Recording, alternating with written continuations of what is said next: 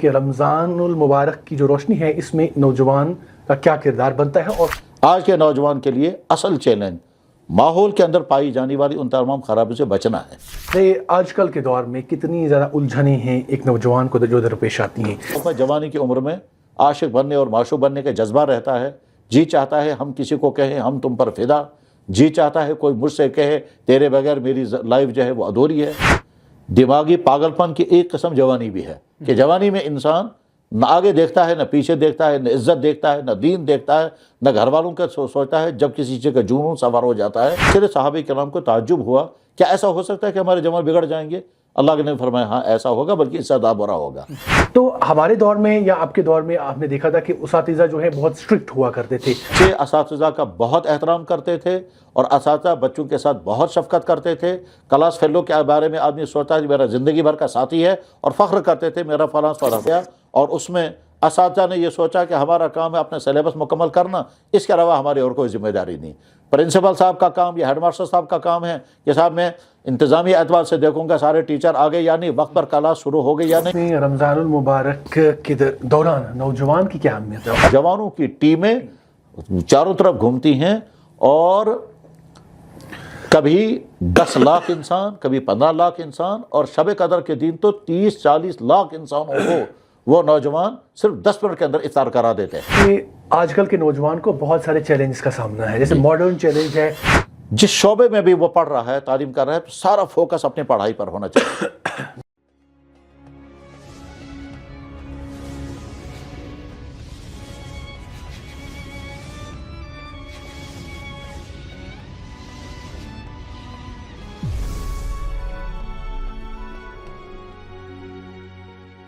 السلام علیکم ورحمۃ اللہ وبرکاتہ۔ ناظرین کرام، آپ رمضان الریفلیکشنز دیکھ رہے ہیں اور میں ساحل اقبال ہوں۔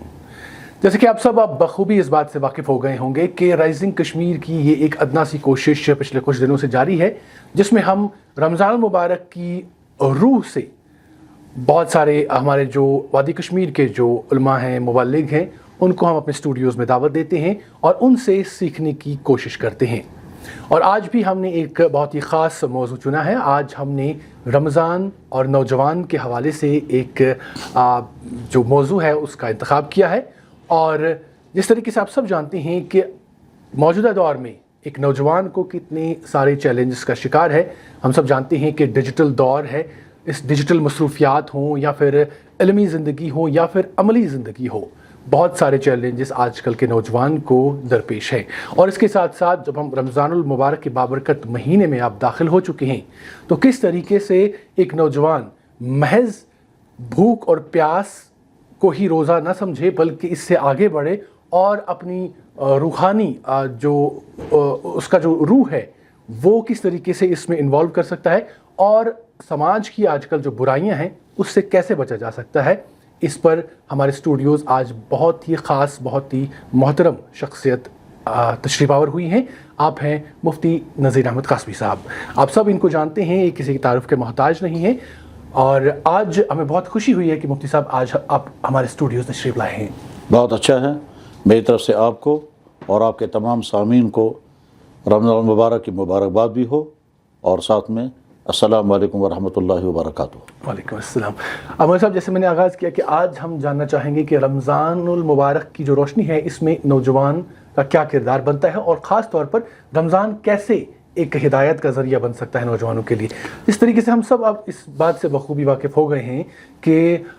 ہمارے آج کل کے دور میں کتنی زیادہ الجھنیں ہیں ایک نوجوان کو جو درپیش آتی ہیں۔ سب سے پہلے ہمیں یہ بتائیے گا کہ رمضان المبارک کس طریقے سے ایک پلیٹ فارم بن سکتا ہے ان نوجوانوں کے لیے جو دین سے بھٹک گئے ہیں، یا دین پر تو ہیں لیکن وہ مکمل طور پر اس میں داخل نہیں ہوئے ہیں۔ پہلی بات یہ ہے کہ میں آپ کو مبارکباد پیش کرتا ہوں اس بات پر کہ اتنا اچھا ٹاپک منتخب ہوا۔ حقیقت یہ ہے کہ ہمارے سماج کی اہم ترین ضرورتوں کی جب لسٹ بنے گی تو میں اور مجھ جیسے بہت سارے حضرات کی رائے یہ ہے کہ ہمارے سماج کا سب سے اہم ترین مسئلہ اس وقت ہماری نئی جنریشن کا ہے۔ جی، اس نئی جنریشن کا ایمان، ان کا کردار، ان کی صحت اور اگلی ان کی زندگی کامیاب ہو جائے، معاشی اعتبار سے، ازدواجی اعتبار سے، سماجی اعتبار سے، سوشل لائف کے اعتبار سے کامیاب ہو جائے، یہ یہاں کے مسلمانوں کے مسائل میں سے ایک اہم ترین مسئلہ ہے کہ یہاں کا نوجوان بھٹکنے نہ پائے، بری عادتوں کا شکار نہ ہو جائے، وہ ڈرگس کا شکار نہ ہو جائے، اس کی صحت محفوظ رہے، اس کا کردار محفوظ رہے، تو یہ سب سے اہم ترین موضوعات میں سے ایک موضوع ہے۔ اب جب آپ نے عنوان منتخب کیا رمضان اور نوجوان، تو گویا ہم اسی ٹاپک کو ایڈریس کر رہے ہیں جو ٹاپک ہماری اہم ترین ضرورت ہے۔ اس سلسلے میں چند باتیں میں عرض کروں گا کہ آج کے جوان کو خطرات کن چیزوں کے ہیں اور آج کے جوان کے سامنے امکانات کیا کیا ہیں۔ تو جواب یہ ہے کہ امکانات تو سارے ہمیشہ کھلے رہتے ہیں۔ اس جوانی کی عمر میں آپ جو چاہیں بن سکتے ہیں۔ اللہ نے اس کائنات کو بنایا ایسا ہے کہ آپ جس فیلڈ میں محنت کریں گے، بلندیوں کی کوئی حد نہیں، ستاروں سے آگے جہاں اور بھی ہیں۔ خطرات کیا کیا ہیں؟ خطرات یہ ہیں کہ آج کے ماحول میں غلط تعلقات ہیں، فحش کاری ہے، ڈرگز ہیں، نشیلی عادات ہیں، برائیوں میں مبتلا ہونے کے خطرات ہیں، ننگا پن ہے، اخلاقی خرابیاں ہیں، انسانی احساسات کے بجائے حیوانی احساسات کا شیوع ہے۔ تو ان تمام چیزوں کو سامنے رکھ کر ہم کہہ سکتے ہیں کہ آج کے جوان کے لیے یہ سارے خطرات ہیں۔ ان خطرات سے آج کے جوان کو اپنے آپ کو بچانا ہوگا۔ اگر ایک جوان اپنے آپ کو بچانے میں کامیاب ہو گیا، چاہے اس بچانے میں اس کی اپنی محنت، اس کے والدین کی محنت، سکول کی محنت، یا اس کا کوئی دوسرا ماحول ہے جس ماحول کی وجہ سے وہ جوان ان تمام خرابیوں سے بچنے میں کامیاب ہو گیا، تو سمجھیے کہ اب امید ہے کہ یہ جوان اگلی زندگی کامیابی کے ساتھ گزار سکے گا۔ جب آپ منفیات سے بچیں گے تبھی آپ مثبت چیز کی طرف آگے بڑھ سکیں گے۔ آج کے نوجوان کے لیے اصل چیلنج ماحول کے اندر پائی جانے والی ان تمام خرابیوں سے بچنا ہے۔ اور وہ خرابیاں کیا ہیں؟ وہ خرابی وہی ہیں کہ یہ جوانی میں انسان کو لگ جاتی ہیں۔ یہی وجہ ہے کہ ہمارے نبی جناب رسول اللہ صلی اللہ علیہ وسلم کو مسلمانوں کی جن طبقات کے متعلق بہت زیادہ فکر تھا، ان میں ایک طبقہ علماء کا کہ اگر علماء بگڑ گئے تو امت میں بگاڑ آئے گا، اور ایک طبقہ ہے حکمرانوں کا اور افسروں کا کہ اگر وہ صحیح ہوں گے تو نظام صحیح چلے گا، اور اگر ان کا بگاڑ ہوگا تو اس کا بگاڑ کا اثر پورے معاشرے میں آئے گا۔ اور تیسرا طبقہ جوانوں کا کہ اللہ کے نبی کو بڑا فکر تھا کہ میری امت کے جوان بھٹکنے نہیں چاہیے، بگڑنے نہیں چاہیے، بری عادتوں کا شکار نہیں ہونے چاہیے، وہ ان چیزوں کو اصل نہ سمجھے جن سے ان کا نفع ان کو ہونے والا کچھ نہیں ہے۔ اور ادھر سے جوانی کی عمر میں سوچ محدود ہوتی ہے، جذبات کا غلبہ ہوتا ہے۔ ٹھیک، عام طور پر جوانی کی عمر میں عاشق بننے اور معشوق بننے کا جذبہ رہتا ہے۔ جی چاہتا ہے ہم کسی کو کہیں ہم تم پر فدا، جی چاہتا ہے کوئی مجھ سے کہے تیرے بغیر میری لائف جو ہے وہ ادھوری ہے، جی چاہتا ہے میں کسی کے پیار کے لیے جیوں، جی چاہتا ہے کسی کو کہیں کہ صاحب میں تمہارے لیے کچھ بھی کرنے کو تیار ہوں۔ یہ اور اس طرح کی سوچ جو ہے یہ جوانی ہی کے اندر ہوتی ہے۔ بری عادتیں جوانی میں ہی لگ جاتی ہیں۔ آدمی غلط عادات جو بلکہ سب کچھ سیکھتا ہے انسان اسی جوانی میں۔ سیکھنا، تربیت پانا، جسمانی اعتبار سے ڈیولپ ہونا، فکری اعتبار سے ترقی یافتہ ہونا، اخلاقی اعتبار سے بہتر بننا، یہ سب اسی جوانی میں ہے۔ اور یہ جوانی کا دور ٹین ایجر کہلاتا ہے۔ بالکل 13 سے لے کر کے 20 تک کا یہ جو زمانہ ہے، اسی عہد میں انسان کی جسمانی گروتھ بھی ہوتی ہے، اخلاقی ترقی بھی ہوتی ہے، برائیوں میں مبتلا ہونے کا خطرہ بھی ہے۔ تو یہ ہے آج کی صورتحال، اور یہ آج کی نہیں، ہر دور کے جوان کے سامنے یہ رہا ہے۔ میں حدیث کوٹ کرتا ہوں، جناب رسول اللہ صلی اللہ علیہ وسلم نے ارشاد فرمایا الشباب شعبۃ من الجنون، دماغی پاگل پن کی ایک قسم جوانی بھی ہے کہ جوانی میں انسان نہ آگے دیکھتا ہے، نہ پیچھے دیکھتا ہے، نہ عزت دیکھتا ہے، نہ دین دیکھتا ہے، نہ گھر والوں کا سوچتا ہے۔ جب کسی چیز کا جنون سوار ہو جاتا ہے، چاہے وہ اچھی چیز کا جنون ہو یا بری چیز کا جنون ہو۔ یا اللہ کے نبی علیہ الصلوۃ والسلام نے ارشاد فرمایا کہ لوگوں اس وقت تمہارا کیا بنے گا جب تمہاری عورتیں بے قابو ہو جائیں گی اور تمہارے نوجوان فاسق اور فاجر ہو جائیں گے۔ فاسق و فاجر ہونے کے معنی وہ ڈرگز کریں گے، وہ غلط ریلیشن میں ہوں گے، وہ میوزک اور ڈانس میں ہوں گے، وہ فضول خرچی کرتے ہوں گے، وہ غلط فیشن اپنا رہے ہوں گے، وہ بری عادتیں اپنا رہے ہوں گے، ان کے راتیں گندے کاموں میں گزریں گی، ان کے دن صرف خوابوں میں گزریں گے اور کریں گے کچھ نہیں۔ تو غرض یہ کہ اخلاقی اور انسانی اعتبار سے اور ایمانی اعتبار سے وہ طرح طرح کی خرابی میں مبتلا ہو جائیں گے۔ جب اللہ کے نبی نے یہ بات ارشاد فرمائی تو صحابہ کرام کو بڑا تعجب ہوا، کیا ایسا بھی ہو سکتا ہے کہ ہمارے نوجوان بگڑ جائیں؟ اس لیے کہ وہ اپنا ماحول دیکھتے تھے۔ اس ماحول میں بگڑنے کا کوئی، وہاں تو सच्चाइयाँ ही सच्चाइयाँ, उम्दगियाँ उम्दगियाँ। वहाँ बेहतरीन कैरेक्टर मौजूद थे। उन बेहतरीन कैरेक्टरों में सबसे बेहतरीन कैरेक्टर खुद जनाब रसूल अकरम साहब का, और नबी अलैहि सल्लम की जवानी उनके सामने थी, इसलिए उनका रोल मॉडल बिल्कुल आखिरी और एब्सोल्युटली रोल मॉडल उनके सामने अल्लाह के नबी की ज़ात थी और मदीने के जवान थे। इसलिए सहाबा किराम को ताज्जुब हुआ, क्या ऐसा हो सकता है कि हमारे जवान बिगड़ जाएंगे? अल्लाह के नबी फरमाया हाँ ऐसा होगा, बल्कि इससे ज़्यादा बुरा होगा। और बुरा होगा क्या? आपने आगे फरमाया उस वक्त क्या बनेगा जब कोई अच्छी बात बताने वाला और बुराई से रोकने वाला कोई नहीं होगा। चुनांचे उसका मंजर हम देखते हैं। मसलन एक तालीमी इदारे में लड़के और लड़कियां किसी गलत चीज़ में मुब्तला हैं, टीचर भी बात करने को तैयार नहीं, प्रिंसिपल साहब को फिक्र नहीं है कि मेरे कॉलेज में, चाहे वो प्राइवेट कॉलेज हो या और कोई और हो, उनको फिक्र ही नहीं कि हमारे बच्चे किन किन बुरी आदतों के शिकार हो रहे हैं। जनाब दीवारों के पीछे जाकर के वो इंजेक्शन करेंगे, स्कूल के इंतजामिया वाले जानते, परवाही नहीं है। इसी तरह से वालिदैन की गफलत है, वो महसूस कर रहे हैं कि हमारा बच्चा जो है वो उसकी आदतें कुछ मशकूक हैं, लेकिन वो बात करने को तैयार नहीं। महलों के अंदर पाए जाने वाले बुजुर्ग हजरात समझ रहे हैं कि हमारे नौजवान बिगड़ रहे हैं, लेकिन परवाही नहीं कर रहे हैं। तो अल्लाह के नबी ने फरमाया था उस वक्त क्या होगा जब कोई खैर की बात कहने वाला नहीं रहेगा और बुराई से रोकने वाला कोई नहीं रहेगा। सहाबा किराम को इससे भी ताज्जुब हुआ। इन चंद बातों को सामने रखकर आप देखें, मतलब बेशुमार वो नौजवान हैं जो बुरी आदत का शिकार होकर के उनकी जवानियाँ तबाह, इनकी सेहत बर्बाद। मतलब मुझसे भी ऐसे जवान मिलते रहते हैं जो अपनी दर्दनाक कहानियाँ सुनाते हैं। पहले बताते हैं हम इतने अच्छे थे, और फिर जब बुराइयों का शिकार हो गए तो अब हमारी हालत ये हो गई। मैं बार बार ये कहा, मेरे सामने एक जवान आया, उसने कहा जनाब मैं पढ़ने के लिए चला गया था कश्मीर से बाहर, और वहाँ मुझे ड्रग्स की आदत लग गई, तो घर वालों से पैसा मांगता रहा, ड्रग्स करता रहा, और ऐसे ही दोस्तों और ऐसी कंपनी मुझे मिल गई तो मैं 40 लाख रुपए के ब्राउन शुगर को इस्तेमाल करके अपने सेहत को तबाह कर चुका हूँ। अब उसके बाद अब उसकी बॉडी में कुछ नहीं बचा है, मैदा फेल हो चुका है, जिगर डैमेज हो चुका है, दिमागी हालत भी ठीक नहीं है, मेमोरी वीकनेस का शिकार हो गई है, और ये कह करके वो रोने लगा।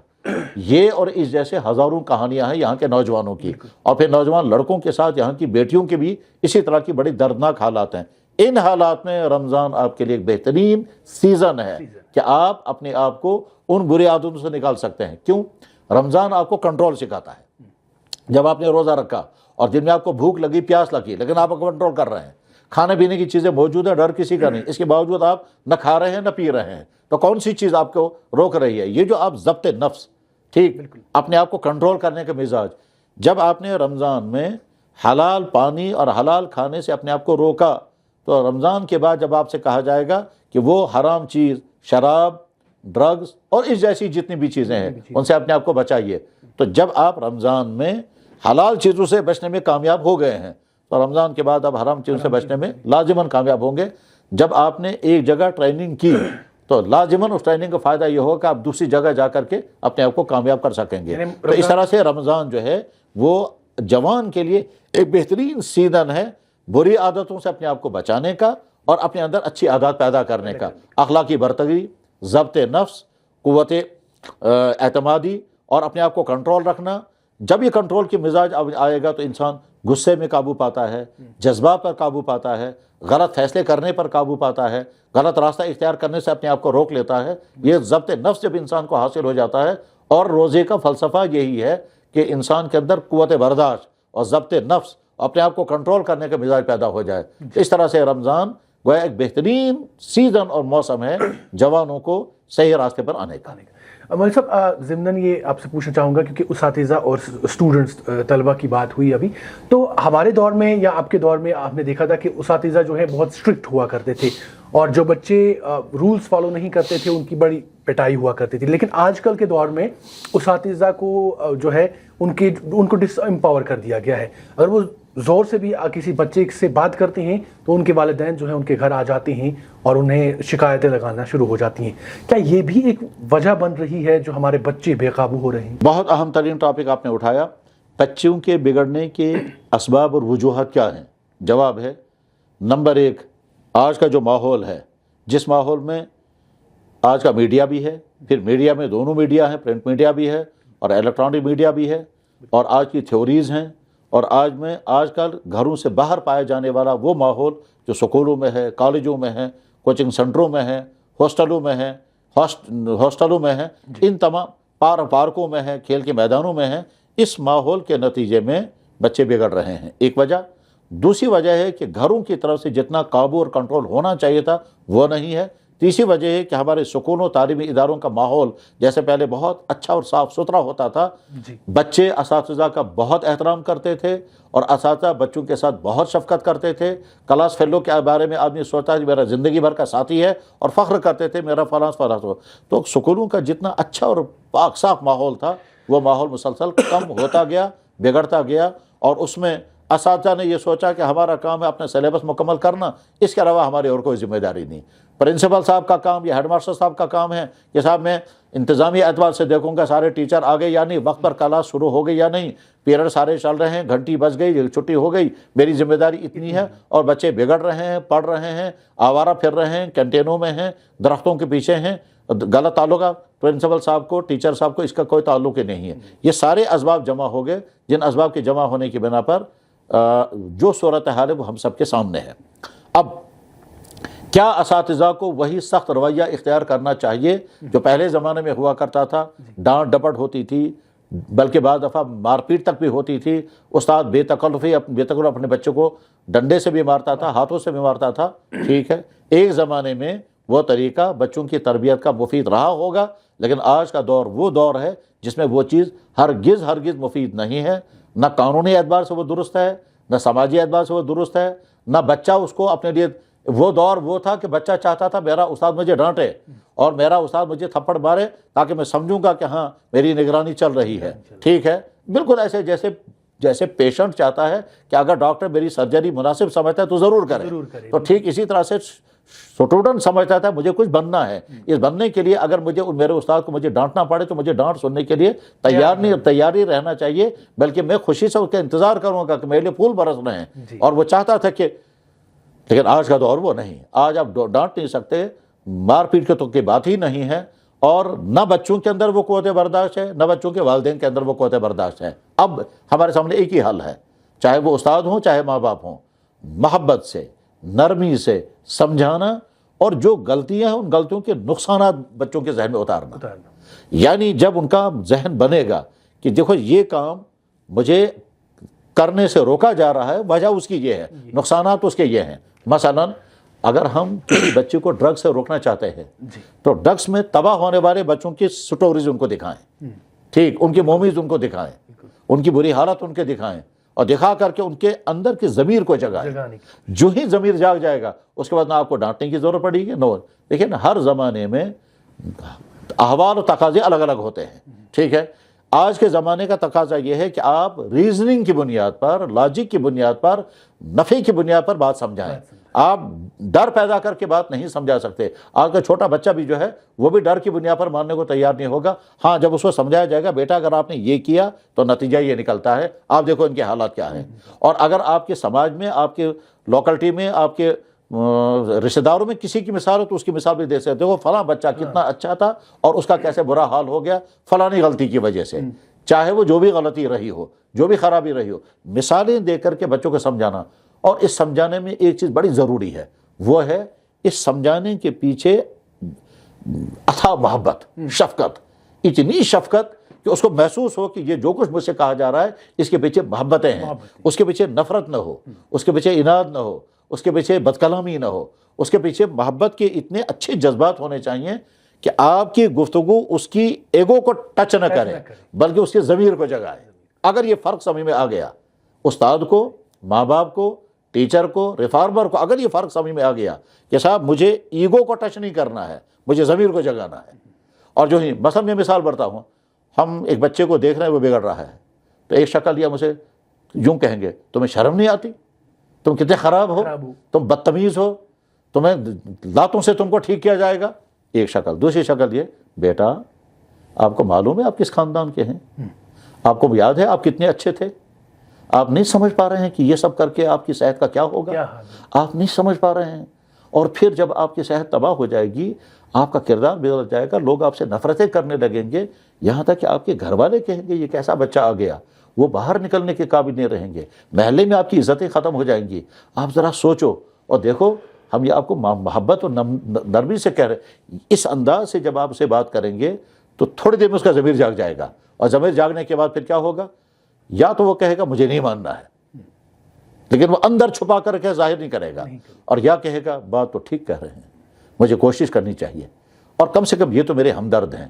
یہ مجھ سے دشمنی نہیں کر رہے ہیں، یہ میری انسلٹ نہیں کر رہے ہیں، بلکہ مجھے بچا کر کے تو جو ہی اس کو سمجھ میں آ جائے گا کہ مجھ سے محبت کے ساتھ بات ہو رہی ہے، تو اس کے بعد اس کا مائنڈ سیٹ دوسرے اندر ریئیکٹ والا نہیں ہوگا، وہ سوچنے والا بنے گا، سمجھنے والا بنے گا۔ آج کا دور یہ ہے، اس طرح سے بچوں کے ساتھ گفتگو ہونی چاہیے۔ صاحب، اسلامی تاریخ میں رمضان المبارک کے دوران نوجوان کی کیا اہمیت ہے، اور اس کے ساتھ ساتھ ہمیں یہ بھی بتائیے گا کہ صحابہ کرام میں کیا ایسی مثالیں موجود ہیں جنہیں آج کل کا نوجوان مثال راہ بنا سکتا ہے؟ بے شمار مثالیں رمضان المبارک کی موجود ہیں کہ پہلی بات جب اس صحابہ کرام کی باتیں ہیں تو ان کے ہاں رمضان و غیر رمضان تو بالکل ایک ہی تھا، یعنی جیسے رمضان میں بہت پاک دامن و پاک صاف تھے، رمضان کے علاوہ وہ پاک دامن پاک صاف تھے، ان کے جوان، ان کے بچے جیسے رمضان میں بہت اچھے تھے، رمضان کے علاوہ بھی، لیکن اتنا ضرور پایا گیا کہ جب رمضان آتا تھا تو سب سے زیادہ جوش و خروش مسلمان نوجوانوں میں ہوتا تھا، وہ سب زیادہ مسجدوں میں آتے تھے، لوگوں کو افطار کراتے تھے، لوگوں کو اپنے گھروں میں لاتے تھے، خدمت خلق کا کام کرتے تھے، یعنی ہر وقت ایک سرگرمی پیدا ہو جاتی تھی، رونق پورے محلوں میں پھیل جاتی تھی۔ اس کے نشانے آج بھی کہیں کہیں نظر آئیں گے، اور اگر آپ سمجھنا چاہیں یا کوئی سامعین میں سے کوئی جاننا چاہے تو اس کے خوبصورت ترین مثال آج مکہ مکرمہ اور مدینہ طیبہ میں افطار کا وقت، چنانچہ جوانوں کی ٹیمیں چاروں طرف گھومتی ہیں، اور کبھی 10 لاکھ انسان، کبھی 15 لاکھ انسان، اور شب قدر کے دن تو 30-40 لاکھ انسانوں کو وہ نوجوان صرف 10 منٹ کے اندر افطار کرا دیتے ہیں، اور وہ سارے نوجوان ہوتے ہیں۔ اور دیکھیں کیسے سرگرمی کے ساتھ وہ ایک طرف سے وہ خود روزے دار، ہم نے بارہا دیکھا کہ وہ نوجوان کھلا رہے، خود دکھا رہے، ان کو کھلانے میں بڑی خوشی ہے، مدد کرنے میں بڑی خوشی ہے، گائیڈ کرنے میں بڑی خوشی ہو رہی ہے۔ مکہ مکرمہ مدینہ طیبہ کا آج کا جو مسجد نبوی اور خانہ کعبہ کا جو ماحول ہے، اس ماحول میں وہاں کے جو جوان، ٹھیک ہے، وہ چاہے وہاں کی گورنمنٹ کی طرف سے ہوں یا کسی ادارے کی طرف سے ہوں یا رضاکارانہ طور پر ہوں، لیکن ان کی جو سرگرمی ہوتی ہے وہ سرگرمی نشانی ہے کہ مسلمان نوجوان رمضان میں ایسے ہونا چاہیے،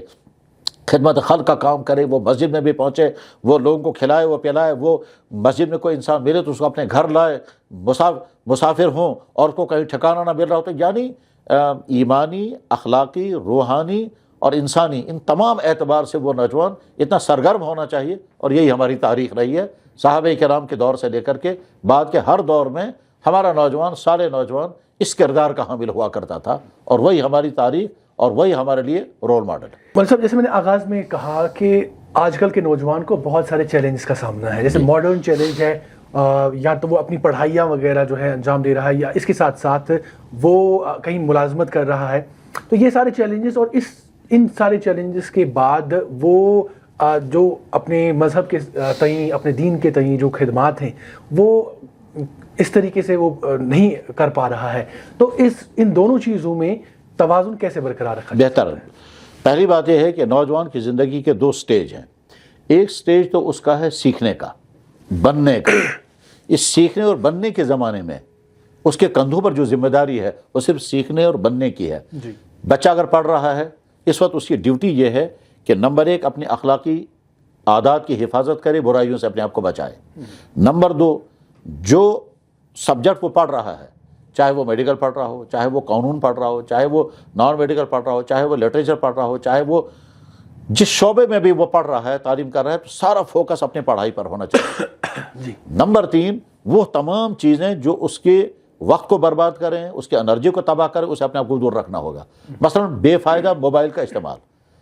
بے فائدہ چیزوں میں اپنے آپ کو جوڑے رکھنا، اسی طرح سے بے فائدہ آؤٹنگ، باہر گھومتے پھرنا، ان تمام چیزوں سے نوجوان کو اپنے آپ کو بچانا ہوگا۔ وہ عادتیں جن کی بنا پر وقت برباد ہوتا ہے، ٹائم ویسٹ ہوتا ہے، وہ عادتیں جن کی بنا پر صحت خراب ہو جاتی ہے، وہ کھانے پینے کی بری عادتیں جن میں صرف ٹیسٹ ہے اور ٹیسٹ کے ساتھ پھر فائدہ کچھ نہیں ہے اور صحتیں تباہ ہوتی ہیں، ان تمام سے اپنے آپ کو بچانا ہے اور فوکس کرنا ہے اس سبجیکٹ پر جس سبجیکٹ کی بیس پر آپ اپنی زندگی کھڑی کرنا چاہتے ہیں۔ یعنی جب آپ نے یہ طے کیا کہ مجھے آگے اپنا کیریئر بنانے کے لیے یہ والا سبجیکٹ لینا ہے، تو آپ کو پورا فوکس اس سبجیکٹ پر ہونا چاہیے اور ادھر سے برائیوں سے اپنے آپ کو بچانا ہے۔ اس بیچ میں آپ کو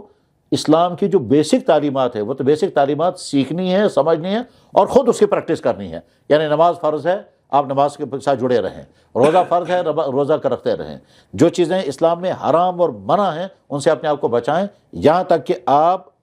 ایک اس پورا اسٹیج پورا کر لیں۔ اس کے بعد پھر جب آپ معاشی اعتبار سے خود کفیل ہو جائیں گے، یعنی کھڑے ہو جائیں گے، اب آپ کی دوسری زندگی شروع ہو گئی۔ یہاں سے آگے اب آپ کو دیکھنا ہے کہ مجھے دین کے لیے کیا کیا کرنا ہے۔ اب تک آپ دین اپنی ذات کے لیے سیکھ رہے تھے اور ذاتی طور پر دیندار تھے، اب آپ اس کے بعد پھر اب آپ کو دیکھنا ہے کہ مجھے دین کے کس شعبے میں کیا خدمت انجام دینی ہے۔ میں نوجوانوں کے اندر کام کر سکتا ہوں، میں پڑھانے کا کام کر سکتا ہوں، میں مکتب چلا سکتا ہوں، میں غریبوں کی خدمت کر سکتا ہوں، میں قرآن کریم کا ترجمہ، حدیثوں کا ترجمہ پہلے خود پڑھوں گا، اس کے بعد پھر ایک پلیٹ فارم کھڑا کروں گا اور اس کے بعد پھر اس کو پڑھانے کا انتظام کر سکتا ہوں۔ یعنی اس اسٹیج پر آ کر کے یہ نوجوان کسی اچھے عالم سکالر سے جب رہنمائی لے گا کہ جی میرا زندگی کا ایک مرحلہ تو پورا ہو گیا اور اب میں دوسرے مرحلے میں داخل ہوں گا، اب دوسرے مرحلے میں ایک طرف سے میری شادی کا مسئلہ ہے، دوسری طرف سے میرا روزگار شروع ہو چکا ہے، اب میں دینی اعتبار سے کوئی سرگرمی کرنا چاہتا ہوں، مجھے رہنمائی کی جائے، تو چنانچہ وہاں سے اس کا اپنا ارادہ ہوگا، ماحول کی سوسائٹی میں جن چیزوں کی ضرورت ہوگی وہ، اور ماحول کے سامنے رکھ کر کے کسی کے گائیڈنس میں اپنے لیے دین کا کوئی راستہ وہ اختیار کر سکتا ہے۔ مثلا ایک بچے نے طے کیا کہ میں آرٹیکل لکھا کروں گا دینی اعتبار سے، اس کے لیے اس کو پڑھنا بھی ہوگا۔ ایک بچے نے طے کیا کہ میں ایک یوٹیوب چینل کھڑی کروں گا جس میں صرف اس طرح کے مسائل پر میں بات کروں گا، ٹھیک ہے۔ یا ایک طالب علم نے یہ طے کیا کہ میں مکتب چلاؤں گا اور محلے کے یا گاؤں کے بچوں کو قرآن پڑھاؤں گا اور اسلام کی بیسک تعلیمات پڑھاؤں گا، تو میری دینی سرگرمی یہ ہے۔ یا اگر مالی اعتبار سے وہ بہت اچھی حالت میں ہے تو میں ایک ویلفیئر ادارہ کھڑا کروں گا جس سے ہم غریبوں کی مدد کریں گے، پسماندہ تباہ حال لوگوں کی مدد کریں گے۔ یا مثلا نوجوانوں کی ایسی ٹیم کھڑی ہو جائے جنہوں نے فوکس کیا کیا ہم ہسپتالوں میں جایا کریں گے اور بیماروں کی مدد پرسی کریں گے، اور جن کو جو مدد ہوگی فزیکلی یا مالی اعتبار سے وہ مدد کیا کریں گے۔ یہ اور اس جیسے 50 نہیں سینکڑوں کام ہو سکتے ہیں کہ جو دینی اعتبار سے بڑے اہم مانے جائیں گے۔ مثلا فرض کیجئے کسی نوجوانوں کی ذہین ٹیم نے طے کیا کہ اسلام کے بارے میں لوگوں کے دلوں میں جو شکوک ہیں یا اسلام پر جو اعتراضات ہوتے ہیں، چاہے وہ نان مسلم کی طرف سے ہوں یا مسلمانوں کے ذہنوں میں ہوں، ہم ان اعتراضات کا جواب دینے کے لیے پلیٹ فارم کھڑا کریں گے۔ اور اگر مثلا آج ایتھیسزم ہے، ایگنوسٹکزم ہے اور الحاد کا زمانہ ہے، ہر مذہب کا انکار ہو رہا ہے، سرے سے خدا ہی کا انکار کرنے والے پائے جا رہے ہیں، اور اس کے پیچھے دلائل کم ہیں، خواہشات زیادہ ہیں، ٹھیک ہے۔ اور ان خواہشات کی بنیاد پر آدمی سوچتا ہے کہ میں سرے سے مذہب کا انکار کروں گا، میں نہ خدا کو مانتا ہوں، نہ اسلام کے خدا کو بھی مانتا ہوں، نہ کرسچن کے خدا کو مانتا ہوں، نہ کسی اور خدا کو مانتا ہوں، میں سرے سے خدا کا انکار کروں گا، اس کے بعد پھر مجھے اپنی چاہتیں اور اپنی خواہشات پورا کرنے میں کوئی رکاوٹ نہیں آئے گی، بندشیں نہیں رہیں گی۔ تو ایسے انسانوں کو فوکس کیا جائے، پلیٹ فارم کھڑا کر سکتے ہیں ایسے دسیوں مکاناتوں کے۔ تو میں آپ کے سوال کا جواب شارٹ کرتے ہوئے کہوں گا کہ نوجوان پہلے اپنے آپ کو تیار کریں، اپنی صحت کی حفاظت کریں، اپنی تعلیم مکمل کریں، اپنے اندر قابلیت پیدا کریں، اپنے کیریکٹر کو بچائیں اور کیریکٹر کو کوئی بری عادت کا شکار نہ ہونے دیں۔ جو ہی یہ مرحلہ پورا ہو جائے گا تو اگلے مرحلے میں آپ کے 3 کام شروع ہوں گے۔ نمبر 1، آپ معاشی اعتبار سے خود کفیل ہو جائیں، معاشی سرگرمی آپ کی شروع ہوگی، چاہے بزنس کریں، چاہے جاب کریں اور چاہے کچھ کریں۔ اور نمبر 3، آپ کا نکاح کا مسئلہ ہوگا، اور نمبر 4، آپ پھر دینی خدمات کے لیے کوئی میدان چوز کریں گے۔ تو اس طرح سے آپ کی زندگی ایک نئے ٹریک پر چلنے لگے گی اور 3 کام ایک ساتھ ہونے لگیں گے۔ اور جب یہ کرنے لگیں گے تو پھر اسی میں ایک اہم ترین کام ہے دعوت و تبلیغ کا کام، جو پوری دنیا میں ہوتا ہے اور یہاں بھی ہوتا ہے۔ ایک نوجوان دعوت و تبلیغ کے ساتھ جب جڑے گا تو اس کو ان تمام برائیوں سے بچنا بہت آسان ہے، جن برائیوں سے بچنا عام طور پر نوجوان کو بہت مشکل ہے جب یہ گھر سے باہر جائے گا۔ یہ کالج میں جائے، سکول میں جائے، کوچنگ سینٹر میں جائے، ہاسپٹل میں جائے، سڑک پر آئے، فنکشنوں میں جائے، بہت مشکل ہے۔ لیکن جب ادھر سے دعوت و تبلیغ کے ساتھ جڑ کر اس کی ایمانی حرارت مضبوط ہوگی، اس کا کیریکٹر صحیح ہوگا، اس کو نبی کی سنتوں کے مطابق زندگی گزارنے کا شوق ہوگا، تو پھر اس کے بعد وہاں کے ان تمام غلط اثرات سے بچنا اس کے لیے آسان ہوگا۔ اور یہی محنت وہ دوسرے بچوں پر کرے۔ مثلا فرض کیجئے ایک نوجوان نے دیکھا کہ ہمارے محلے میں فلاں لڑکا جو ہے وہ ڈرگز کا شکار ہو گیا ہے، تو وہ فوکس انہی پر کرے کہ ان کو ہم محبتوں کے ساتھ وہاں سے نکالیں گے۔ یا اس نے دیکھا کہ ہمارے علاقے میں فلاں آدمی جو ہے یہ ڈرگز پھیلا رہا ہے، تو محبت کے ساتھ اسے جا کر سمجھائیں کہ صاحب دیکھیں آپ کی وجہ سے کتنے گھر تباہ ہو جائیں گے۔ بس یہ مختلف فیلڈ بچوں کے سامنے آ سکتے ہیں۔